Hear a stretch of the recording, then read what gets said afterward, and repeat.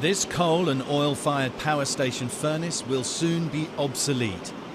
Workers at the state-run Israel Electrical Corporation are gearing up for a new era. The Jewish state has just joined other Middle Eastern countries as a fossil fuel giant. There's the more gas. And there's no hiding the delight.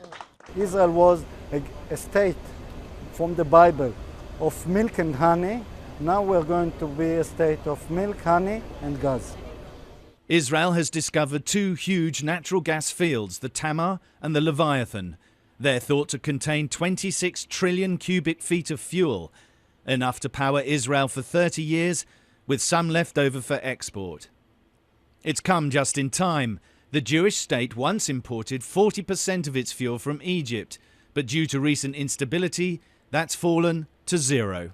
But this newfound gas could fuel further conflict. Lebanon lays claim to offshore gas reserves which may include areas also claimed by Israel. And Israeli naval exercises with Cyprus, which owns the Aphrodite field, have caused tensions with Turkey. For now, though, Israel is looking forward to ending its dependence on coal. Imports will be slashed by half next year, and to an end to its fuel isolation. For the last 60 years, Israel has been an electricity island, self-sufficient, but with no connections to the outside world and no backup.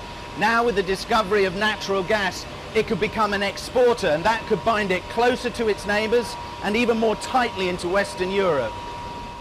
Often vilified in the region, Israel is expecting a gas-fired economic bonus and perhaps diplomatic dividends. Israel could possibly export gas to Jordan, strengthening the bilateral relations with the Jordanians, also to the Palestinian Authority to allow the Palestinians to produce their own power in their own power stations. Israel likes to see itself as an outpost of the West in the Middle East. Plans to export gas and electricity to Europe bring that fantasy closer to reality. Sam Kiley, Sky News, Hadera.